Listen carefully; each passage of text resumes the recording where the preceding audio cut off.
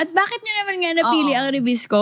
Mabilis lang din yung nangyari sa akin sa Creamline. Kasi may ibang teams na lumapit sa akin before and yung Creamline nag-approach sa akin. Then, ayun, nag-training ako tapos nagpirma na agad. So sabi ko din ako parang nagdalawang isip na pumirma sa Creamline kasi nga maganda rin mag-alaga sila ng players for long term din. And gusto ko rin ma-experience yung environment and culture na kung ano meron yung Creamline. Okay, so far, tanungin natin ang feedback. So Kamusta far, sa ilang weeks na nakasama daming mo na yung namumuksa pala, te. Pero good vibes lang sa training talaga. Light lang, ganyan. Happy-happy lang. Kahit di ka na makahinga sa 30 minutes na 3 man, gano'n. Oo. Di ba parang 1 hour yung feeling? 1 hour ba? Oo, te. Pero masaya naman kasi smile-smile lang lahat, gano'n. Di ba parang galing kami sa 10 to 1 na schedule sa Signal. Tapos ngayon biglang naging 6 to 9. Morning person naman ako. Kasi pag sa Signal, kunyari like 9:30 yung call time. Mga 1 hour before ng call time, nandun ako. Like maaga talaga. Nung first day ko sa Creamline, naunahan ko pa sino ba yun? 60 years old. Ang grabe. 60 yun. Grabe. Sabi ko kasi, pakilala ko sa kanya, parang makikitraining ganyan. Tapos nagkwento agad siya ng buhay niya. Sabi niya, siya na daw yung pinakamatanda sa Creamline. 60 years old na daw siya. Ano ang pangalan nun, te? Si Coach Shani. Sabi ko, ay okay. Kasi mga 4:45, nandun na ako. Kasi nga 5:30 yung call time, di ba? Eh hindi ako sanay na malate, laging maaga. Tapos sabi ko, ay okay po. So, ayun, pinaupo niya na ako doon. Everyday, kami yung sabay na dumadating. Or nag-adjust na ako this week. 4:45? Ngayon, mga saktong 5 a.m. na ako. Yan. Nagbago na siya. Sobrang araw pala ng 4:45. Oo. Parang pagising pa lang tayo nun eh. Parang may kasabay pa ako sa elevator nun, te. Tama ba to? Ayun, te. Nag-adjust na ako. Kaya rin naman. Yes. 5 o'clock. Sakto lang. Pag tumatagal yung mga 5:30 na yan. Pag gano'n na, pag pagod na yan. Kasi gano'n na kami. Pupunta naman tayo sa kabila. Sa Choco Mucho. Kay Jubal. Titan Pride naman. Yes. Sinulit ko muna yung bakasyon ko. So, wala munang volleyball. And then after 2 weeks, medyo nag-isip-isip na din ako kasi nakaka-anxious din naman na walang team. Kinausap ko na yung manager ko na I think it's time na let's see kung saan tayo pupunta. But biglang nagsabi sa akin yung manager ko na, si Choco messaged me and they want to get me. Tapos parang nagulat pa ako, te. Sabi ko, talaga ba? Totoo ba to? Wala na ding second thought. Sabi ko, sige sir, go na tayo dyan. Choco yan eh. Tsaka ang nagustuhan ko din sa Choco, syempre, mga palaban din yung players. And of course, sabi nga ni Sir Alan and ni TM Eric na iba din ang alaga ng Ribisco. And lahat naman tayo, we all want a family. It's not just volleyball, but like a family within the sport. A new environment, but same love for the sport and for the team. Kaya Titan Pride na tayo ngayon. Yes. And Congratulations sa mga bagong team nyo. Yeah. Ribisco fam, let's go. Yes. At saka hindi talaga sila nagkamali sa pagpili ng Ribisco. And fairness, perfect ang medyo ang personality nila. Very Titan Pride si Jewel. And good vibes naman. Si sister. In fairness, ngayon ko lang na-realize na yung dalawang team ng Ribisco, sobrang opposite pala talaga. Yes. So, paano opposite yan? Ang image ng team. Okay. Kumbaga isang Titan Pride na talagang fight. Tapos yung isa, good vibe. Happy. Sino ang naging close mo? Ang pinakauna talaga si Ate Tang. Talagang niloko-loko niya talaga ako nung first week. Tapos si Ate Mads, kasi favorite niya yung Ox Manox dyan. Alam niyo ba yun, sa Pioneer? Sabi niya talaga, Ox Manox na talaga number 1 ko. Manukan. Oo. Sarap talaga, to the bones. Talagang, so yun, twice ko na sila nakasama ni Ate Din and Ate Isa. Tapos, Ate Don. syempre, Baka nag-iba siya bigla sa nung alam niyo ba, te, hindi ko alam na si Ate Don yung isa.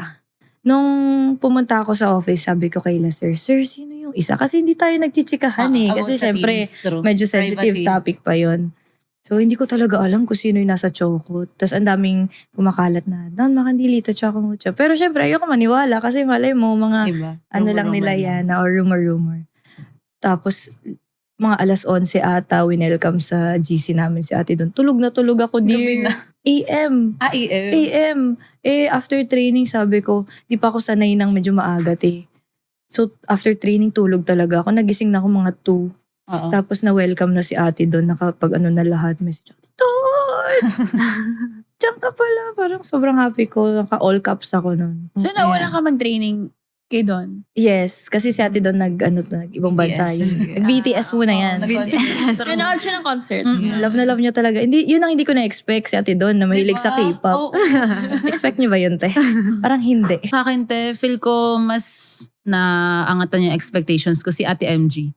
Sobrang, niya, te, welcoming and sobrang hyper. Like, everyday kahit pagkarating niya sa training. Morning pa lang yun, syempre. Parang pagkadating mo doon, nakatulala ka kasi umaga. Pero siya, ang taas agad ng energy niya. So, Ishi, ano naman chika mo dyan? Ganyan siya, te. So, syempre, habang nagro-roll-roll doon, nandun lang siya sa upuan, chika-chika, ganyan. Tapos ay natutuwa ko sa kanya kahit during training din, ang vocal niya din. Si Ate MG, very mother yun talaga. Oo nga. Yes. Perfect siya. Oo, perfect. Siya ang mother naming naming Experience lahat. mo na ang Mother MG. Yes, Oo. thank you Lord. Thank you. Salamat sa buhay mo, te. Actually, yung M dun sa MG, mother. Mother gumabaw.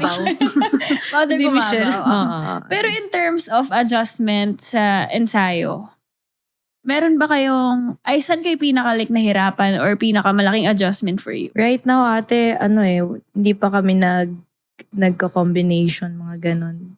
Puro mga basic skills pa. So, wala pa masyadong adjustments na nangyayari. Actually, Wow, puro basic pa. basic pa ngayon. Wala pang team system. Siguro ayun lang sa pagising. Kasi Talaga.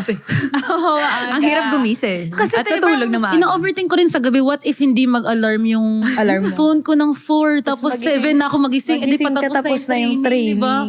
Kasi pag kunyari, 9 yung training sa Signal, pwede ka mag-alarm ng mga 6 or 7, tapos may time ka pa. Pero pag 4 to 6 yung training, parang wala ka ng time na gumising ng maaga. Ano oras ka sakto lang. nag-alarm?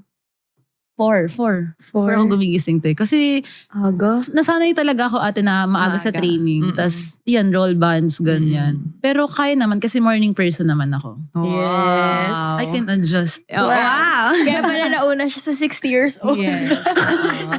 Oo, te. Yun talaga yung tumatap. Okay, eto naman. Anong naman pakiramdam na dati kalaban yung Choco, kalaban yung Creamline, tapos ngayon kakampi nyo na? Ako, te, sobrang saya ko kasi grabe, ang hirap kaya lapagan ng bola ng Choco. Parang mga ipis sila.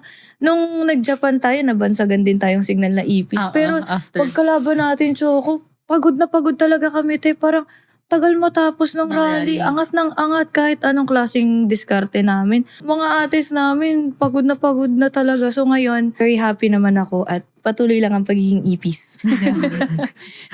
Ako sa Creamline naman, pag Signal versus Creamline, parang laging championship yung laban. Pag hindi straight sets, 5 sets yan, ganyan. First week ko na sumali sa training ng Creamline. Ganito pala yung sistema nila sa loob, na hindi rin sila agad-agad sumusuko sa isang drill. Minamaster talaga nila kada skills. Alam mo, share ko lang kasi di ba nga, medyo late na kaming nakabalik sa training. So, kausap ko si Den. So, kinakamusta ko siya. Uy, kamusta? Yung nalaman ko nga na may bago tayo. Kamusta sila Ishi? Sabi sa akin ni Den, si Ishi, bida-bida din siya. Pwede siya sa Jolly Town. Guys, ang Jolly Town, ang members nun ay ito si Hetty, si Toti, si Jollibee, at si Pon, si Twirly. So sabi ko, oh my God! Ang ibig sabihin ng bida-bida sa amin, hindi siya negative. Like yung palumpalo talaga lagi sa training. Hindi nagpapatalo yan pag naabutan mo sila nila, Toti. Yan. Actually, witness mo yan. Witness. Te, ito na nga, sabi kasi sa akin ni Ate Rose, kasi parang last week, kami lang dalawa yung outside. So, Okay. Sorry na. The whole Sorry. Ito na, time. bumalik na ako. dalawa lang kami yung outside doon. So, syempre, bardagulan kami doon sa position na yun. Tapos pag back row, kami lang din yung pumapalo doon. Sabi ni Ate Den Ata or ni Ate MG, sabi niya, wait mo pag dumating yung mga outside hitters namin, makikita mo talaga yung totoong Creamline. Ay, okay po. Oo, ang Jolly Towners. Yan, okay. Pero makikita mo yung mga next month na. Papakondisyon nyo. Kasi isang buwan ako nawala eh. Pero kanina na parang yung naman hindi halata na isang buwan ka. Nung nagsi-6 month Ano ba? tayo, sabi ko, ay, parang hindi naman siya nagbakasyon. Sabi rin ni Erin sa kanya, kulang pa yata yung bakasyon mo. Di ba? Isang buwan pa. Sana nga eh. Baka matanggalan tayo ng trabaho. Sir, hindi ko gagawin ko yun. Grabe! Nabitin na naman tayo sa kwento ngayon. kung gusto mo pa ng dagdag kwento, huwag mag-alala. Pag may time, kita tayo ulit sa susunod na episode. Grab a spot. Relax lang. At makitambay sa kwentuhan namin. Walang pressure. Chill lang. Follow us on YouTube, Spotify, at Apple Podcasts para mapakinggan ang buong episodes ng Ang Podcast ng Mga May Time.